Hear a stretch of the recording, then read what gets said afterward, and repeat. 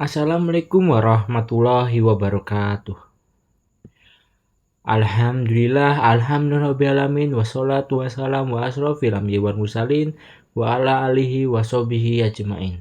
Amma ba'du. Yang terhormat kepada Bapak dosen pengampu mata kuliah literasi digital, Bapak Afri Martiko, sarjana pendidikan, dan teman-temanku semuanya yang saya banggakan.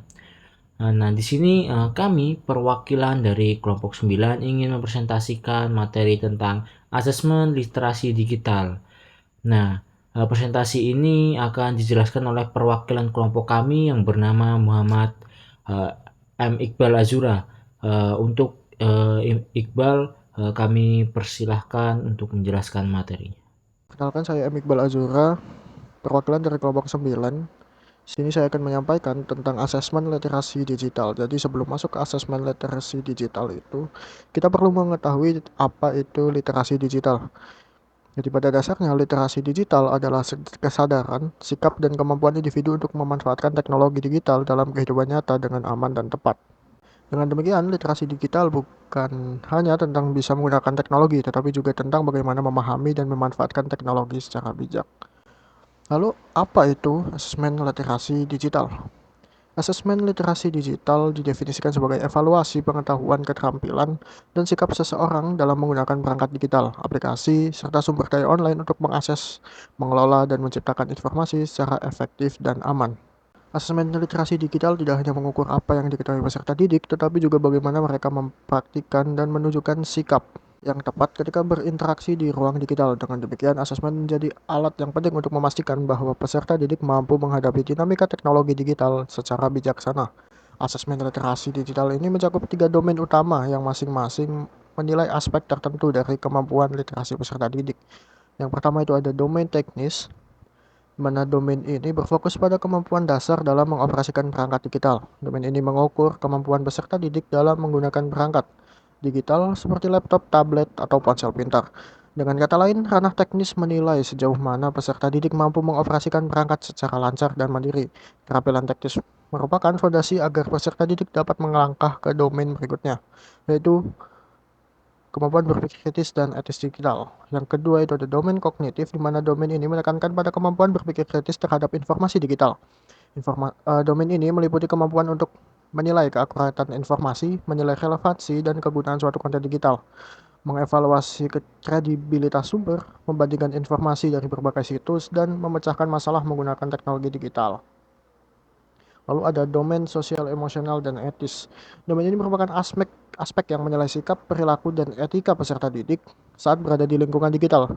Domain ini mencakup kemampuan untuk memahami dan mengelola jejak digital, menerapkan prinsip keamanan cyber seperti pengelolaan kata sandi, kewaspadaan terhadap phishing, dan perlindungan data, menghargai hak cipta dan tidak melakukan plagiarisme digital, menerapkan etika komunikasi daring seperti bahasa yang sopan, menghargai privasi orang lain, dan menghindari cyberbullying, serta bekerja secara kolaboratif dan asosiatif di dalam ruang digital. Lalu yang selanjutnya itu ada jenis-jenis asesmen literasi digital. Penilaian literasi digital sangatlah beragam menyesuaikan kebutuhan, usia, dan konteks pengguna. Instrumen asesmen ini dirancang untuk berbagai dimensi kompetensi digital, mulai dari keterampilan hingga aspek etika dan keamanan.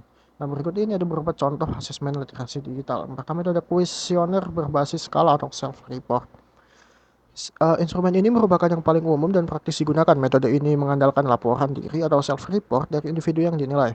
Responden menjawab serangkaian pertanyaan atau pernyataan yang biasanya menggunakan skala Likert untuk mengungkapkan persepsi, keyakinan, sikap, dan pengetahuan mereka sendiri tentang berbagai aspek literasi digital. Kelebihan dari instrumen ini yaitu mudah untuk disebarkan ke banyak responden, relatif lebih murah dalam pembuatannya, dan cepat untuk dianalisis, serta baik untuk mendapatkan gambaran umum. Data yang dihasilkan dari instrumen ini relatif bersifat subjektif, hasilnya bisa bias. Misalnya siswa mungkin menjawab apa yang mereka anggap benar secara sosial, atau salah dalam menilai kemampuan diri sendiri. Hal-hal tersebut menjadi keterbatasan atas penggunaan instrumen ini. Yang kedua ada penilaian berbasis kerangka kerja atau framework aligned tools. Asesmen ini tidak berdiri sendiri, tapi dirancang untuk secara spesifik mengukur kompetensi yang tercantum dalam sebuah kerangka kerja atau framework literasi digital yang sudah mapan. Kerangka kerja ini berfungsi seperti peta kompetensi yang memberikan daftar lengkap kemampuan yang harus dikuasai. Instrumen ini memiliki kelebihan berupa hasil asesmen yang sangat terstruktur dan komprehensif karena mencakup semua area kompetensi yang ditetapkan. Hasilnya dapat dibandingkan dengan standar nasional atau internasional. Sedangkan untuk keterbatasan dari instrumen ini seringkali lebih kompleks untuk membutuhkan pemahaman tentang framework yang digunakan. Lalu yang ketiga ada penilaian berbasis kinerja atau performance based assessment. Berbeda dengan laporan diri, asesmen jenis ini menuntut peserta didik untuk mendemonstrasikan kemampuan mereka secara langsung dalam menyelesaikan tugas digital yang nyata dan autentik. Nah, dalam asesmen ini, penilai mengamati dan mengevaluasi proses dan hasil karya siswa. Instrumen ini menawarkan kelebihan berupa gambaran yang lebih objektif dan otentik tentang kemampuan hands-on siswa. Beberapa yang benar-benar bisa dilakukan siswa, bukan hanya apa yang mereka bisa dilakukan. Yang keempat itu ada model hybrid dan inovatif. Instrumen ini merupakan pendekatan terkini dan paling komprehensif yang berusaha mengatasi kelemahan dari masing-masing metode di atas. Metode hybrid ini menggabungkan 2 atau lebih metode assessment dan memanfaatkan teknologi canggih seperti big data dan deep learning untuk menganalisis data perilaku digital secara otomatis dan masif. Kelebihan yang diberikan instrumen ini yaitu data yang dihasilkan sangat kaya, mendalam, dan objektif karena berasal dari berbagai sumber. Instrumen ini sangat cocok untuk asesmen skala besar. Sedangkan keterbatasannya memerlukan sumber daya teknologi dan ahli yang canggih, sehingga kurang fleksibel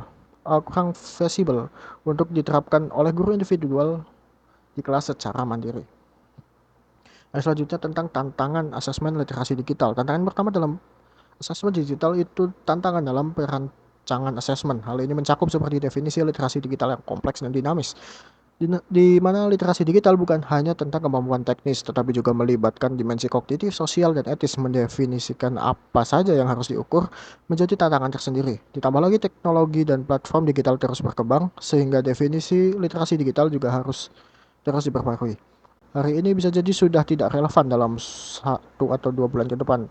Kurangnya instrumen asesmen yang valid dan terstandar juga menjadi hambatan yang mengembangkan asesmen literasi digital. Yang kedua, tantangan dalam pelaksanaan asesmennya. Kesenjangan akses dan infrastruktur menjadi salah satu tantangan dalam pelaksanaannya. Tidak semua sekolah atau institusi memiliki akses yang sama terhadap perangkat keras dan koneksi internet yang stabil. Kondisi ini bisa menghambat pelaksanaan asesmen yang berbasis komputer atau online, dan berpotensi menimbulkan bias di mana siswa dari latar belakang kurang mampu akan kesulitan untuk berpartisipasi dalam menampilkan performa terbaik. Yang ketiga, tantangan dalam analisis dan tindak lanjut. Data hasil asesmen literasi digital seringkali bersifat kompleks dan multidimensional. Menganalisis data tersebut untuk mendapatkan gambaran yang jelas mengenai kekuatan dan kelemahan peserta didik membutuhkan keahlian khusus dalam pengolahan data.